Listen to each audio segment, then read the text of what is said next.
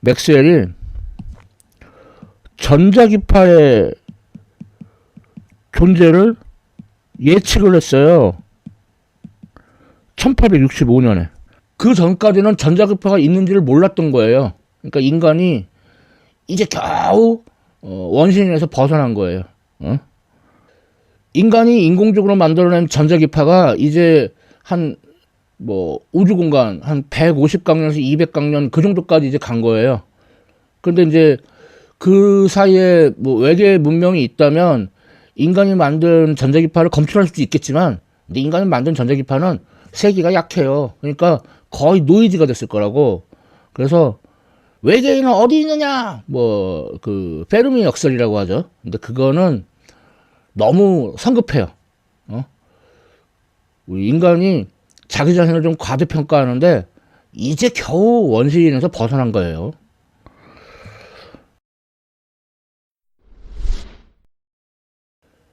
예, 여러분 안녕하십니까?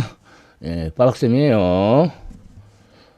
자, 이번에 물화심지설 주제는 고전 전자기학의 발전입니다. 우리 전자기학 아주 많이 사용되는 학문이죠. 근데 이게 어떤 한 사람에 의해서 발전된 분야가 아니에요.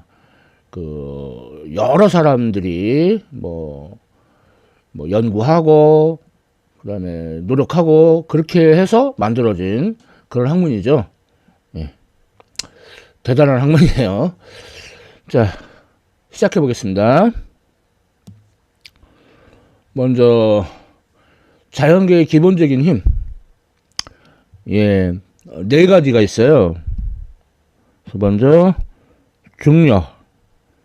중력이나 만유력이나 같은 말이에요. 누구는 다른 용어인 것처럼 구분하려고 하는데 아니고. 자, 그 다음에 전자기력. 그러니까 전하. 자, 정지에 있는 전하는 이제 전기력. 그리고 전하가 움직이는 전류는 자기력.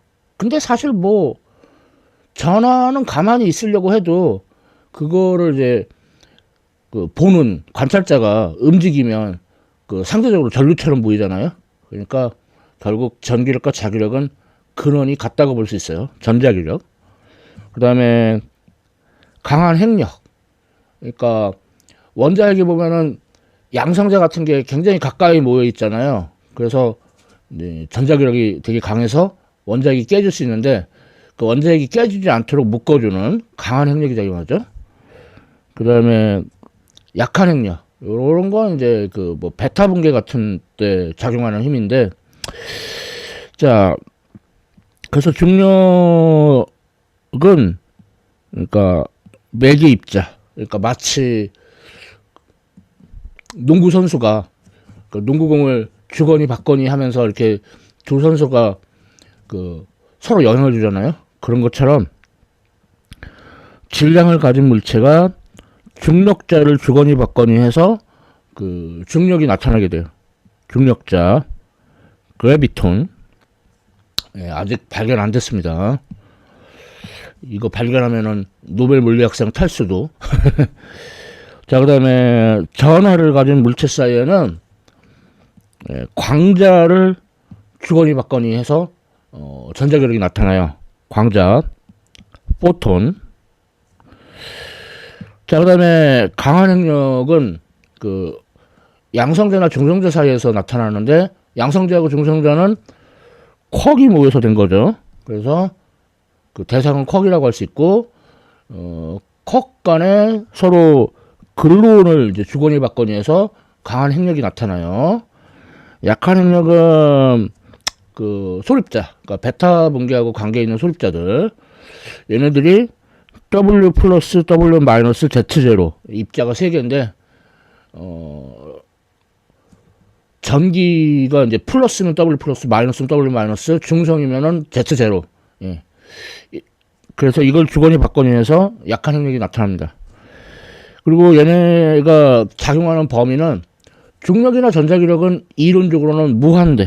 그러니까 장거리 힘이고, 강한 행력이나 약한 행력은 그 원자의 크기, 그러니까 단거리 힘이에요. 자, 그 다음에 상대적 세기를 보면은, 강한 행력이 1등, 이름값 하죠. 그 다음에 2등이 전자기력, 의외죠? 의외. 자, 그 다음에 3등이 약한 행력, 4등, 중력이 제일 약해요. 그러니까, 뭐, 우주적 스케일로 보면은, 장거리 힘이고, 그리고 전기적으로 중성인 입자들이 많으니까, 중력만 살아남아서, 우주적 스케일에서는 중력이 강한 힘처럼 보이지만, 사실상은 아니라는 얘기죠. 자, 자연계 기본적인 힘 봤고요. 자, 다음, 전자기 현상. 이 호박, 그 고대 그리스의 그 탈레스라는 사람이 그 호박을 이렇게 문질렀더니 거기에 막 먼지가 달라붙더라. 마찰 전기 현상을 발견한 거죠. 호박이 그리스어로 엘렉트라거든요. 여기서 그 전기, electricity 그런 단어가 유래한 거죠. 자, 그리고 그 옆에 보면은 이제 그리스, 뭐 터키, 요즘은 또 튀르키예라고 그 에게 그 지도가 나와 있는데, 여기에 이제 마그네시아라는 지방이 있어요. 사실은 좀 여러 군데인데, 그러니까 같은 이름으로 불린 곳이 여러 곳이 있어요. 여기 이쯤, 뭐 소아시아 쪽에 뭐 이쯤 뭐. 그래서 여기에서 이제 그 자철광, 영어로는 이제 매그네타이트. 아무튼 이 마그네시아라는 지방 이름에서 이제 자기 매그네티즘 이라는 단어가 유래한 거죠. 그리고 이거 말고도 그 마그네슘, 망간, 요즘은 망간이라 안 그러죠. 망가니즈라고 하죠. 이것도 이 지방 이름에서 유래했다고 합니다. 자, 그럼 이제 인물 탐구를 할 건데, 이제 처음으로 나오는 사람이 쿨롱, 샤를 오거스틴 드 쿨롱. 이 사람은 이제 요렇게 그 비틀림 저울이라는 거를 이제 고안을 했어요. 그래서 이제 실험을 통해서 이제 전기력의 특성을 알아낸 거죠. 그래서 전기력이 그 각각의 전하량에 비례하고 둘 사이의 거리의 제곱에 반비례한다. 이걸 알아낸 거예요. 그리고는 실망했대요. 왜냐면은 중력처럼 거리의 제곱에 반비례해서, 만일에 거리의 세제곱이라던가 이러면은 좀 재밌었을 텐데. 그리고 둘 다 양전하, 둘 다 음전하면은 밀어내는 청력, 둘 중에 하나는 양전하, 나머지 하나는 음전하면은 끌어당기는 인력. 요런 게 이제 이 사람의 이름을 따서 쿨롱의 법칙이라고 해요. 자, 다음 인물, 가우스. 요한 카를 프리드리 가우스. 가우스는 위대한 수학자죠. 그런데 전자기학에도 조금 업적이 있어요.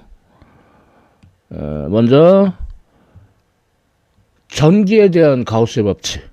그러니까 전기 선속이라는 양이 있는데, 전기 선속은 이렇게 폐곡면으로 그 둘러싸인 곳에 내부에 있는 알짜 전하에 비례한다. 그게 전기에 대한 가우스의 법칙이고, 자기에 대한 가우스의 법칙도 있어요. 거기서는 이제 자기 손속이 그 폐곡면 안에 있는 알짜 자하에 비례한다. 그러려고 했는데 자석은 좀 달라요. 예를 들어서 막대자석이 있어요. 막대자석을 반으로 자르면 과학 선생님한테 혼나죠. 새로운 N극과 S극이 생겨나죠. 또 자르면 또 새로운 N극과 S극이 생겨나요. 그 얘기는 그 N극과 S극은 그 별개로 존재하지 않습니다. 그래서 전문적인 용어로 고립된 자기 홀극은 존재하지 않는다, 그렇게 말을 해요. 그러니까 요 폐곡면 안에 R자 자하는 항상 0이란 얘기죠. 자, 가우스의 법칙. 자, 그 다음 인물은 웰스테드. 근데 이 사람은 덴마크 사람이라 한스 크리스티안 오스테드, 뭐 거의 그렇게 발음하는 것 같은데, 자, 이 사람은 우연히 전류에 의한 자기장을 발견을 했어요. 1820년에. 이게 좀 연도도 약간 왔다 갔다 하긴 하는데, 물론 이 사람 전에도 발견한 사람이 있다고 해요. 근데 그 사람이 발견한 거는 별로 알려지지 않아서,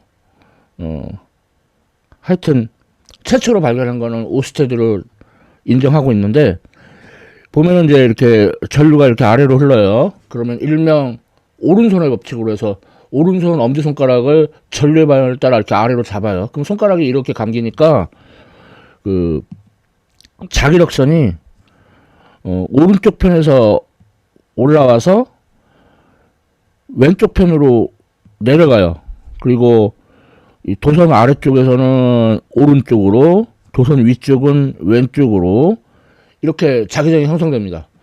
그러면 나침반 바늘이 원래대로라면은 지구 자기의 북극과 남극을 가리켜야 되잖아요.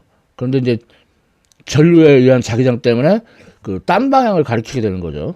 예. 그래서 이게 전류에 의해서 자기장이 생기는구나, 이거를 1820년에 알아냈어요. 얼마 안 됐죠. 이제 그로부터 인간의 과학 기술이 뭐 좀 빠르게 발전하긴 했지만 얼마 안 됐어요, 알아낸 지는. 자, 다음 인물. 그러니까 전류에 의해서 자기장이 생긴다. 그거를 이제 기술하는 법칙이 앙페르의 법칙. 요 사람 이름을 따서. 근데 자꾸 암페어라고 그래. 암페어는 그 전류의 단위를 영어식으로 읽을 때는 암페어지만 이 사람 프랑스 사람이거든요. 앙드레 마리 앙페르. 그래서 사람 이름으로 하면 앙페르예요. 예를 들어 이제 병원에 이런 MRI 같은 거 있잖아요.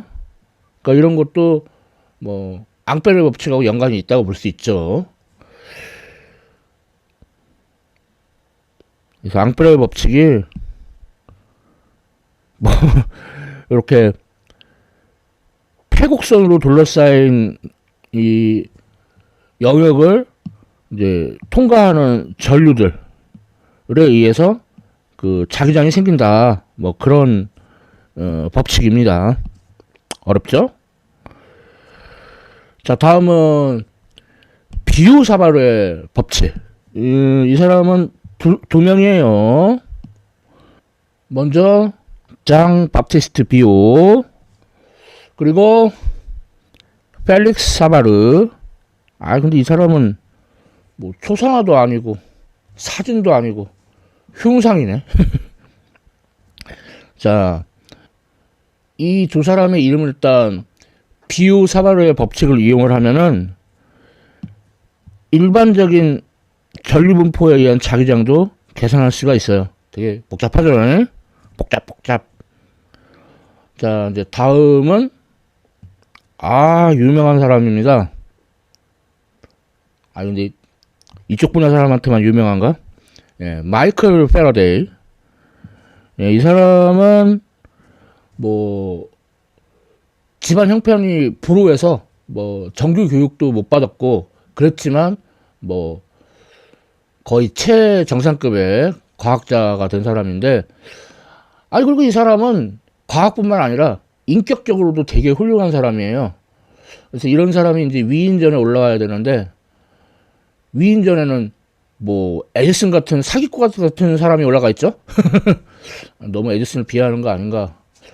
에디슨은 사실상 장사꾼이에요. 장사하다 보면은 좀 사기 비슷한 무리한 짓을 할 수도 있죠. 그러니까 마이클 패러데이 일반인들이 잘 모르죠. 이런 사람을 위인전에 올려야 되는데.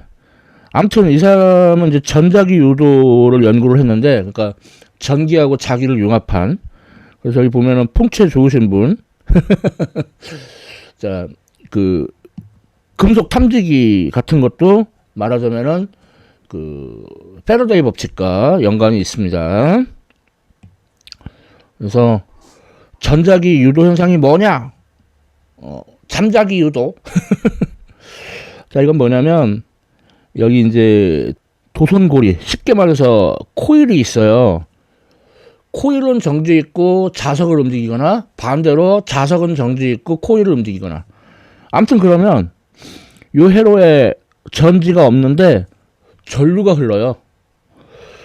또는 여기서 스위치를 이렇게 여닫아요. 그래서 이거 1차 회로에는 전지가 있죠. 근데 2차 회로에는 전지가 없어요. 전지가 있는 1차 회로에서 스위치를 열고 닫고 하는 걸로 전지가 없는 2차 회로에 전류가 흐르죠. 전자기 유도 현상. 이걸로 이제 발전기 같은 것도 만들어진 거죠. 그래서 패러데이 법칙, 뭐 쉬운 표현으로는 뭐 유도 기전력은 뭐 시간에 따른 자기선속에 비례한다. 마이너스는 렌트의 법칙, 일명 청개구리의 법칙, 뭐 암튼 뭐 반대로 하는. 이거를 이제 적분 형태로 쓰면은 이게 바로 이제 패러데이 법칙이에요. 자, 이제 거의 끝까지 왔는데, 맥스웰, 커피 아닙니다. 제임스 클러크 맥스웰, 그 영국에서 가장 유명한 과학자 1위 하면은 뉴턴을 뽑아요. 맥스웰은 2등이에요. 1등만 기억하는 더러운 세상. 자, 뭐 이분이 뭐 책도 여러 개 쓰고 논문도 여러 개 쓰고 했는데 1865년에 Dynamical Theory of the Electromagnetic Field라는 책인가 논문인가 이걸 썼어요. 여기서 맥스웰이 전자기파의 존재를 예측을 했어요. 1865년에. 그 전까지는 전자기파가 있는지를 몰랐던 거예요. 그러니까 인간이 이제 겨우 원시인에서 벗어난 거예요. 인간이 인공적으로 만들어낸 전자기파가 이제 한 뭐 우주공간 한 150강년에서 200강년 그 정도까지 이제 간 거예요.